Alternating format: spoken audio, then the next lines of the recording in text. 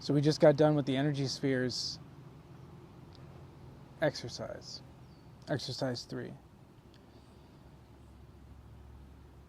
One of the things that I like to use energy spheres for, and what I first started using it for when I was younger, I would offer up the energy, not like just my energy, but I would offer up the energy that I filled the space with or created to beings that I was working with. And while you shouldn't be offering your life force to beings, you can always offer energy, energy that isn't your life force itself. When we're creating rituals and we're doing rituals, we're raising the energy in a ritual in a space where we're working with our deities or working with, spirits or beings that we're conjuring. We're raising an energy up, and it's not just the Earth's energy. It's also our own energy. We're raising this energy up, and we are releasing it for the purpose of the spell or what we're asking for, what we're trying to do with the magic. So this is a viable way to honor your deities or honor the work you're doing with spirits. And if you can conjure up a sphere of energy, what's to say you couldn't conjure a giant sphere of energy to surround you? Not just a torus, but I mean like in an energetic space. Like how could you not in a circle? Like say you're practicing some witchcraft ritual and you conjure up an entire sphere to fill that space in the circle. Or, for me, Kabbalistic rituals where we're opening a sphere, we're opening an energy sphere, all the quarters and up and down and within.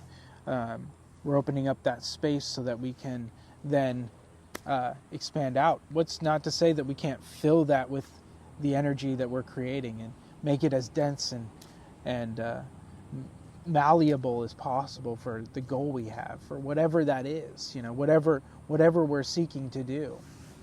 So in this, it's a perfect example of what we can do with our energy and our ability to do this work. We're raising energy, we're conjuring it, and it's not just from ourselves. We're creating this. We're filling the spaces that we exist in with it, And if we're becoming aware of our energy, how could we become more aware of the fact that we can open this up and build this intensity, especially in a ritual, especially if we're doing magic, if we're doing witchcraft, if we're doing,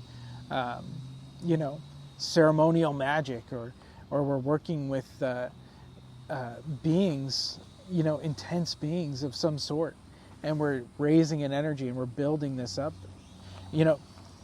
Who's to say that when you're pouring wax in to create your own candle, that you can't pour energy into that as well? And not just that, when we're creating magical pieces, when we're attuning our energy, when we're building our own space, our own magical space, whether it be a temple or whether it be astrally or mentally or our bedrooms, what have you. So when we're doing this work, the point is to allow ourselves to fill the space with it, fill the space with this energy, and use it as much as possible. I put energy into candles when I'm doing candle spells, doing just intention and energy and building this ability to empower this candle to do a spell for the purpose, dressed however, with whatever bells and whistles you want to throw on it. I like making my own candles and pouring the wax in and melting the wax and putting the energy into the wax and creating things. So it's limitless what we can do with this. It's limitless what we can accomplish when we become aware of our ability to do this. We can send energy out. We can send those orbs to other people that we love that are, thousands or hundreds of thousands of miles away. And it's definitely, one of those things. We could send it to the afterlife if we need to. It's just beautiful out here. I keep getting distracted. I just see bees flying everywhere, and it's just gorgeous out here. The function of what we're doing is we're creating and we're sending out energy. We're not repelling it, but we're sending it out, which you could use this, this in some ways to repel energy if you needed to.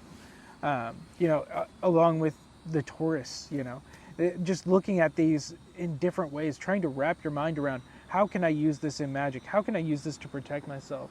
How can I use this in the methods and understanding that I have now? How can I access a deeper level of my consciousness with this? The results always go to, witchcraft and magic, but we're becoming more aware in part one, and we're becoming more aware of our ability to do this. It's not just we're doing this for no reason. We're doing this to ascend. We're doing this to grow deeper.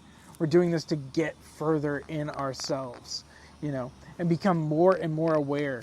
The awareness never stops, like I've said, and we just keep doing the work and going further and applying it into real world situations. Like, how can I apply this here, there, the other thing? How if I have an altercation with a boss or with a coworker, how can I give them so much good, positive energy that it benefits them, that it helps them in a way that helps me? And I'm not saying that's the best way for all these cases, but I'm saying, there's a lot of things that we can do, and there's a lot of meaning we can put into our lives when we become more aware and start to access and use this work. So, if you don't know who I am, I'm Heyaman Neshama. This is Free Occult Courses. So, this is my first Free Occult course, which is Not Your Cult's Energy Work, the course, which is based on my book, Not Your Cult's Energy Work, which is available on Amazon and also on my Etsy directly from my altar. So, if you're interested in what I'm doing here, if you've come across this out of nowhere and have no idea, this is a course on my YouTube page on the Free Occult course or Heyaman Neshama. And if you want to stick around, these are exercises from the book, and this part is me talking about what we're doing and giving a little exposition on the exercise itself. The exercises come before and the talking comes after. So, the course has 36 exercises, 37 I think, 38, 37, so, including a Kundalini exercise. So, if you have any interest in energy work or magic or anything, stick around.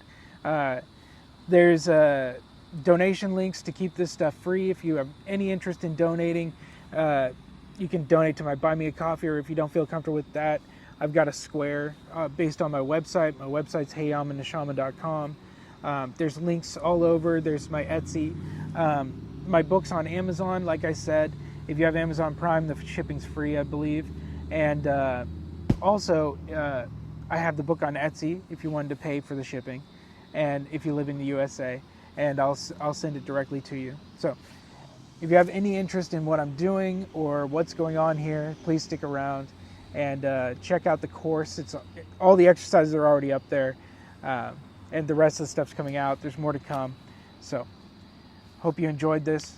Hope you stick around. And if you have any questions, comment below, or there's my email, freeoccultcourses@gmail.com. So, thank you very much, and I hope you enjoy this.